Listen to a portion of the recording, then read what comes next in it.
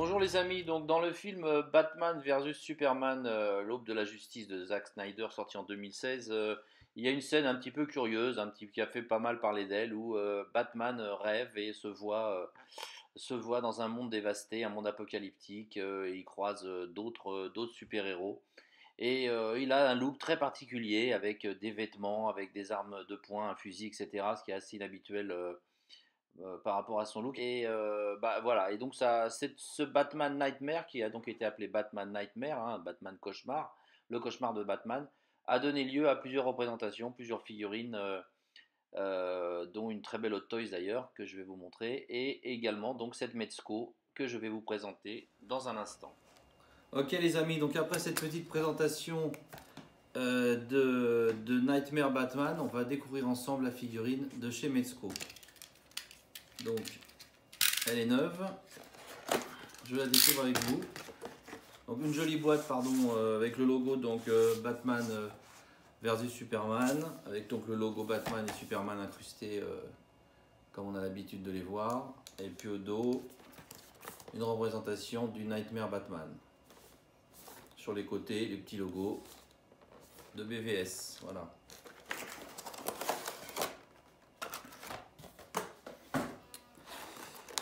Donc on enlève le premier couvercle transparent et on découvre la bête.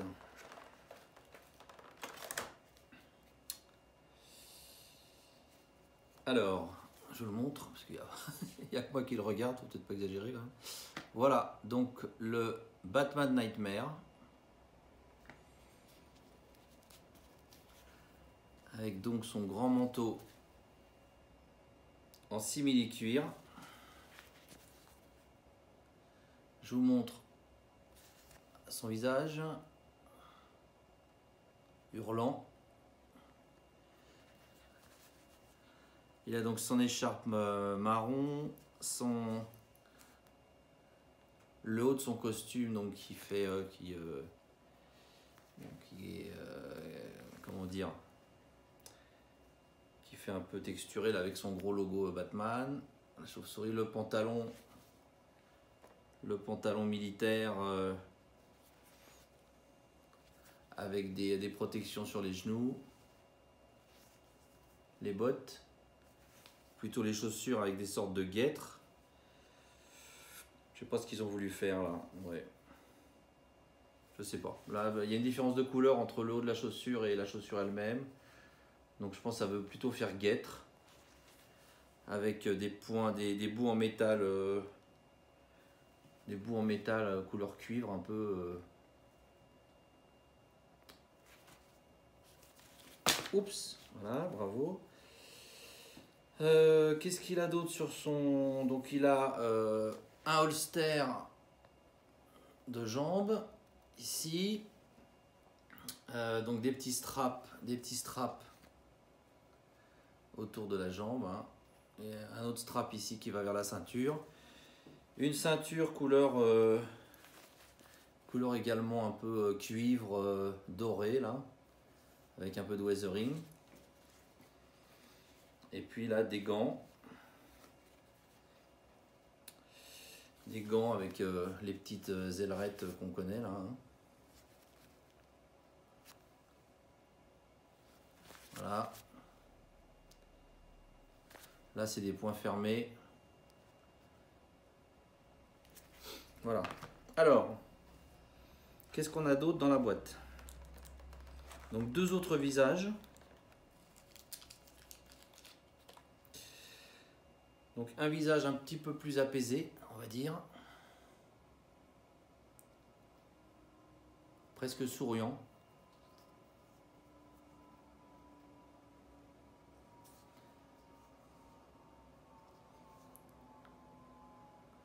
J'ai pas des très gros doigts, mais c'est pas facile de montrer des petites pièces comme ça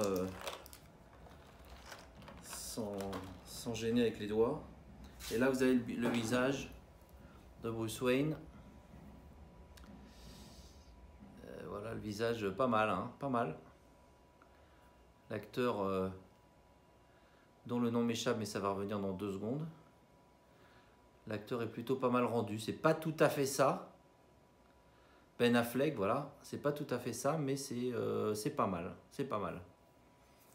Je pense que Ben Affleck, il a un visage un tout petit peu plus rond, pour ne pas dire bouffi. C'est pas gentil de dire bouffi, mais je veux dire par là qu'il a les traits un petit peu plus épais. Là, il a un visage, à mon avis, un tout petit peu fin. Enfin, c'est quand même superbement réalisé. Encore une fois, je vous rappelle qu'on est quand même sur du tout petit, puisqu'on est sur du 1/12e. Il y a même le petit début de barbe de 17 heures, là. Bon, la ressemblance n'est pas incroyable, je le reconnais. Mais enfin, c'est pas si mal. Voilà. Alors, on a une arme avec donc qui est assez mignonne, assez bien foutue avec oh, j'avais pas vu qu'il y avait un petit joker là. Ouais, bah c'est parce que ça s'agrandit sur mon écran de contrôle, je vois ça. Un petit joker au niveau de la crosse avec espèce de bande adhésive grise là. Donc je sais pas ce que c'est comme arme, ça va être un M quelque chose quoi, une carabine. Je sais pas, honnêtement je sais pas si c'est une arme existante, je pense. Hein. M16, non, c'est pas un M16, mais enfin bon. Il faudrait que je révise un peu les armes. Mais voilà, donc il y a cette bande adhésive ici, et puis à l'avant de l'arme, il y a cette espèce de... On dirait, alors c'est du plastique, hein, mais ça fait vraiment comme un petit... un petit morceau d'étoffe qui serait enroulé sur l'arme. C'est assez mignon, je trouve. Hein. C'est quand même super mignon. Bon, sinon, l'arme, elle est noire. Il n'y a pas beaucoup de weathering dessus. Il y a quelques petites marques d'usure. Bon, quelques petites marques d'usure ici, là. Mais j'aime bien ce sparadrap. Et puis, ce sparadrap. Cette bande adhésive grise brillante en plus. Hein, donc, qui a un look un peu métal, quoi. Enfin, qui a des teintes un peu métalliques. Hein. Et puis, le petit ruban à l'avant. Enfin, le petit ruban, oui, le morceau d'étoffe. Voilà, qu'est-ce qu'on a d'autre? On a un Colt. Voilà, petit Colt. Avec donc... Non, lui, il n'a pas de chargeur. Il n'a pas de chargeur dans la poignée, comme parfois. Il n'y a un petit manche, petite poignée qui fait un peu bois, donc c'est assez mignon. Et puis, il y a un peu de weathering quand même, hein, au niveau du canon. On dirait qu'il y a un petit peu de weathering. C'est pas évident de se rendre compte parce que c'est quand même tout petit, mais j'ai l'impression qu'il y a des petites teintes un peu grises là, qui font un peu weathering. Ça, alors ça, c'est très sympa, ça se met. Alors, je sais pas si ça se met... Ouais. Donc ça, c'est une petite balle. Et donc ça donne un petit effet de balle qui est tirée par le pistolet avec des flammes qui sortent du canon. Je trouve que le rendu est assez sympa. Voilà. Je sais pas si ça se met comme ça ou comme ça, non. Plutôt que on doit pouvoir faire les deux. Plutôt comme ça, je pense. Je sais pas si ça se met aussi dans la... Ouais, ça peut se mettre là aussi. Voilà. Ça peut aussi se mettre là. Et puis, qu'est-ce qui reste? Ah oui, il doit y avoir ces lunettes. Oula, je vais essayer de ne pas le casser en le tirant parce que... Donc il y a ces lunettes, genre lunettes d'aviateur, là, hein. Voilà, qui sont mignonnes. J'ai même l'impression que les verres, il y a un petit effet un peu... S'il n'y a pas un petit effet un peu bué ou sali au niveau des verres. Donc ça peut se mettre sur lui.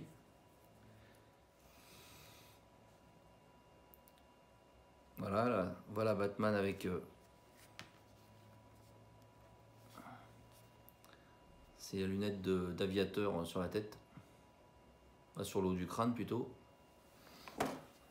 Et puis d'autres mains, 3 autres mains, donc 5 en tout.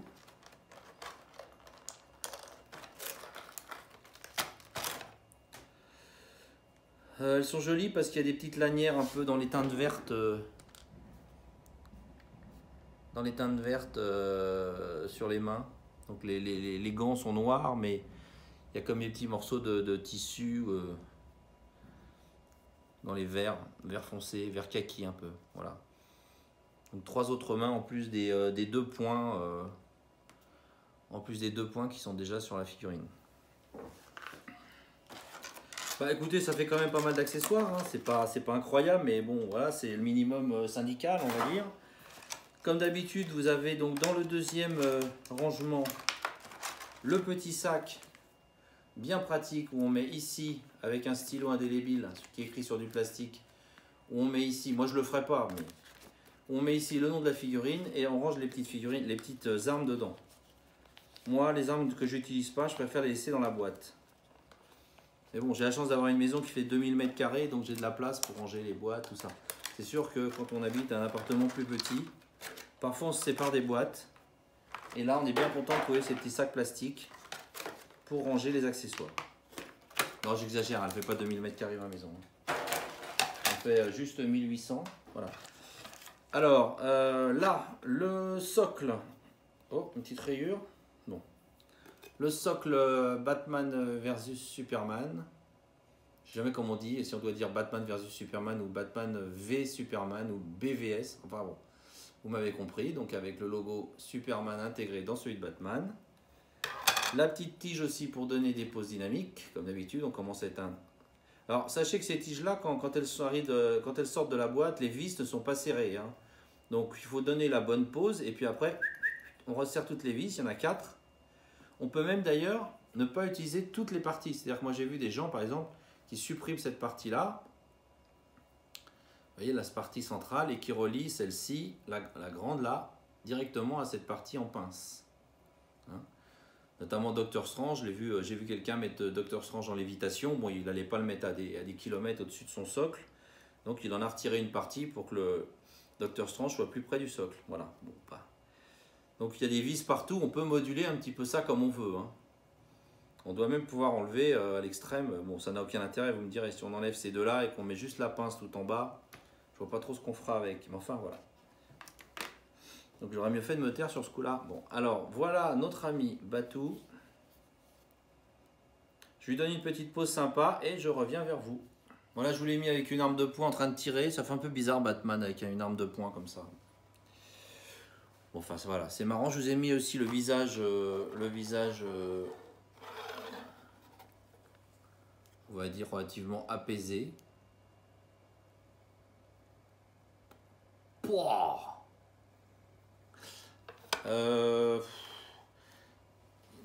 truc qui me dérange un tout petit peu, c'est bon, il a son écharpe, c'est sûr, mais je trouve qu'il a la tête un petit peu enfoncée un peu dans le corps. Alors c'est bon, c'est sûr qu'il y a l'écharpe, hein, ça aide pas. Mais avec cette écharpe, on a vraiment l'impression qu'il n'a pas de cou. Ça fait un peu bizarre, hein. Mais je me demande s'il manque pas juste 1 ou 2 mm quand même au niveau du cou. Mais c'est vrai qu'avec l'écharpe, on ne se rend pas très bien compte.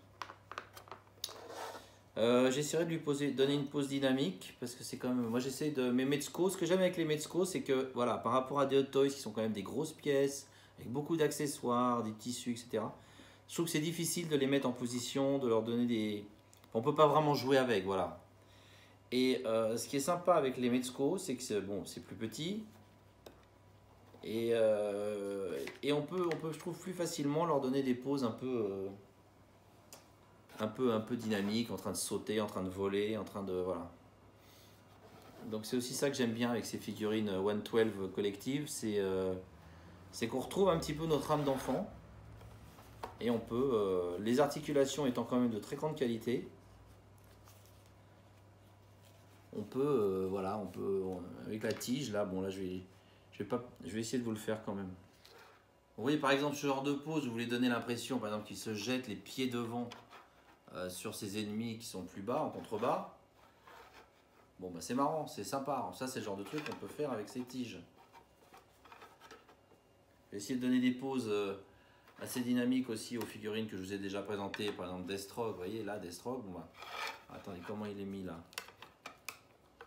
Là voilà il bondit vers ses ennemis. Là le Punisher pareil, j'ai essayé de faire un truc où